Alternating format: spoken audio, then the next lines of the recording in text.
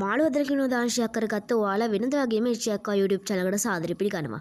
ඔන්න ඉතින් අද වෙනස් වීඩියෝ එකක් ගෙනාවා. ඉතින් ඒ තමයි ගොඩක් දෙනෙක් අතර කතා නොවන වෙනම මාතෘකාවක්. ඒ තමයි ඇල්බිනෝ මාළු ගැන. ඉතින් අපි මේ වීඩියෝ එකේදී මම ගොඩක් දෙයක් කතා කරන්න යන්නේ නැහැ.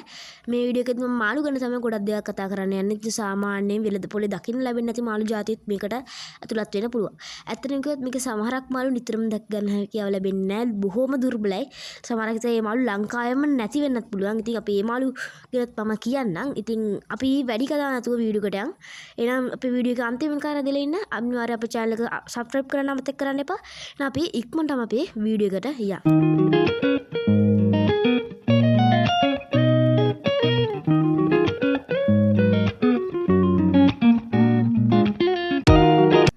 මට හිතුණා මේ වීඩියෝ එකෙන් මාළු ගැන කතා කරන්න කලින් ඔයාලට ඉස්සෙල්ලා මේ ඇල්බිනෝ කියන එකේ තේරුම පොඩ්ඩක් කියන්න.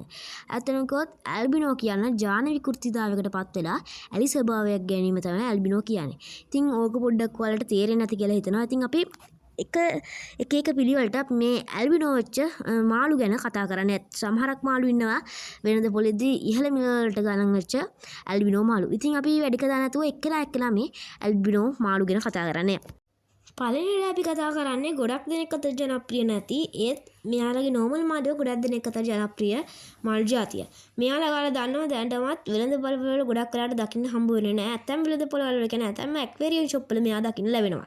ඉතින් ඒක නිසාම මෙයා ඇලි ස්වභාවයක් නිසා මෙයාලා ගොඩක් වටින මිලවල වලට මෙයාලා විකුණනවා. ඉතින් මේ වර්ගය තමයි ඔයාලා දන්නවා ඇල්බිනෝ පාකු. ඉතින් පාකු වර්ගයක් තමයි මෙයා ජානමය හේතුවක් නිසා තමයි මෙයා ඇලි ස්වභාවයක් අරගෙන තියෙන්නේ. ඉතින් මේ ඇල්බිනෝ පාකු ගැන මම ලොකු දෙයක් කතා කරන්න යන්නේ නැහැ. මම පාකු ගැන තාම කේරින් වීඩියෝ එකක් ගෙනාවා නැහැ. ඉතින් ඉස්සරහට ඔයාලට පාකු ගැන කේරින් වීඩියෝ එකක් ඕන නම් අනිවාර්යයෙන්ම කමෙන්ට් එකක් දාගෙන යන්න. එහෙනම් අපි දෙවෙනි මාළුව ගැන කතා කරන්න යමු. අපේ දෙවෙනි මාළු වර්ගය වෙන්නේ ගොඩක් දෙනෙක් අතර ජනප්‍රිය කැට්ෆිෂ් මාළු වර්ග. ඉතින් ඇත්තටම කිව්වොත් වයිට් කැට්ෆිෂ් වල ඔයාලා දකින්න ඇති වයිට් කැට්ෆිෂ් කියලා දැන් හිතන් ඉන්නවා ඉරිඩසන් කැට්ෆිෂ්, කොරිඩෝස් වර්ග. ඉතින් එයාලත් ඉරිඩසන් කැට්ෆිෂ් කියන්නේත් ඇල්බිනෝ ඉරිඩසන් කැට්ෆිෂ් වර්ග වලට අයත් කැට්ෆිෂ් වර්ග. ඇල්බිනෝ වර්ගයට අයත් කැට්ෆිෂ් වර්ග තමයි මම නම් කිව්වේ. ඉතින් ඇල්බිනෝ දැක්කම ඔයාලා ගොඩක් දෙනෙක් ගන්න ආසයි මොකද ලස්සන පාටක් තියෙන නිසා. ඇත්තටම කිව්වොත් මෙයාගේ මේ ඇලි ස්වභාවය නිසා තමයි මෙයාලා සුදු පාට වෙලා තියෙන්නේ. ඉතින් මම කැට්ෆිෂ් ගැන ලොකුට කතා කරන්න යන්නේ නැහැ. මොකද ගොඩක් දෙනෙක් අතර ජනප්‍රිය ගොඩක් දෙනෙක් හදන්නත් දන්නවා. ඉතින් අපි තුන්වෙනි මාළුව ගැන කතා කරන්න යන්. එහෙනම් අපි ඉක්මනටම තුන්වෙනි මාළුව ගැන කතා කරන්න යමු. තුන්වෙනි මාළුව වෙන්නේ මෙයත් ගොඩක් දෙනෙක් අතර ජනප්‍රිය වෙච්ච මාළුවෙක්. ඒ තමයි ඔයාලා දන්න ජයන්ට් ගුරාමි. ඉතින් මෙයා ඔයාලට පේන්නේ නිකන් එයාගේ කියන්නේ නිකන් ඇල්බයිනෝ නැති මාළුවෙක්ගේ රූපයක්. ඉතින් ඒ වගේ තමයි මේ වගේ අනිත් මාළු මං කියපු අයගේ ඇල්බයිනෝ නැති මාළුත් ඉන්නවා. ඉතින් මේ වගේ නිකන් ඇලි ස්වභාවයකට ලක් වෙච්ච මාළු තමයි මේ ඔයාලට පේන්නේ. ඉතින් මම ජයන්ට් ගුරාමි ගැන ලොකුට කතා කරන්නේ නැහැ. ඉතින් ජයන්ට් ගුරාමි ගැන ෆුල් කේරින් වීඩියෝ එකක් ඔයාලට කරලා තියෙනවා. ඉතින් මගේ channel එක හරහාටවත් බලන්න හැකියාව තියෙනවා. අපි ඊළඟ මාළුව ගැන කතා කරන්නේ.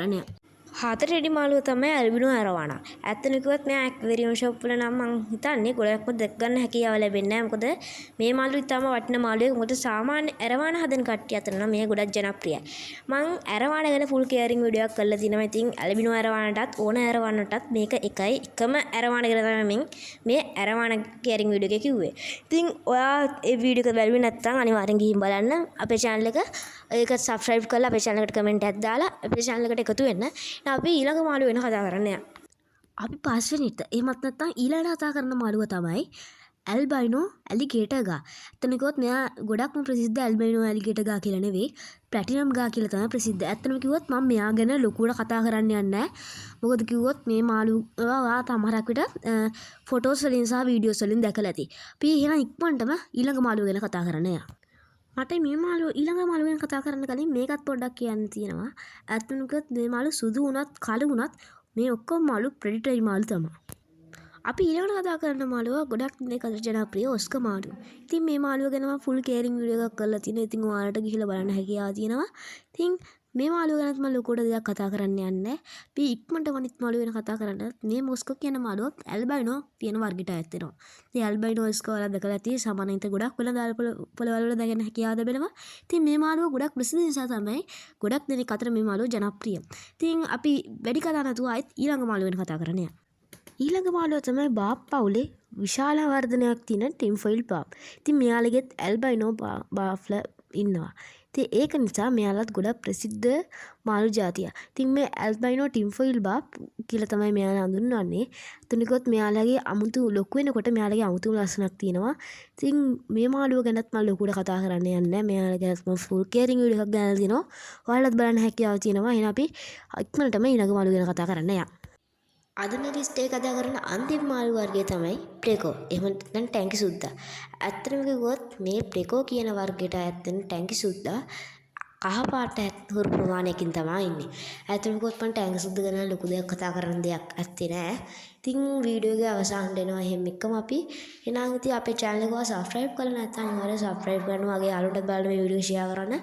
ඉස්සරහට වීඩියෝ ඕන නම් අනිවාර්යෙන් comment එකක් දාන්න. ඉස්සරහට සෑහෙන්න දේවල් ටිකක් වෙන්න යනවා. අනිවාර්යෙන්ම red tail catfish කියන වීඩියෝ එකක් ඉස්සරහට ගෙනත් මගේ ඊළඟ වීඩියෝ එක red tail catfish එකතු කරපු වීඩියෝ එකක් විදියට ඔයාලා බලන්න හැකියාව තියෙනවා. එහෙනම් අපි අද වීඩියෝ එක ඔච්චරයි. එහෙනම් ආයෙත් කියන අපේ channel subscribe කරලා නැත්නම් subscribe කරන්න. අනිවාර්යෙන් ආයෙත් ඉස්සරහට වීඩියෝ ඕන නම් අනිවාර්යෙන් comment කරන්න. එහෙනම් අපි ඊළඟට ඕන වීඩියෝ එකත් ඔයාලා අනිවාර්යෙන් comment කරන්න. vlog type එකක්ද caring වීඩියෝ එකක්ද කියලා comment කරන්න. එහෙනම් අපි අලුත් වීඩියෝ එකකින් හම්බ වෙමු. එතෙක් ඔයාලට සුබ දවසක්.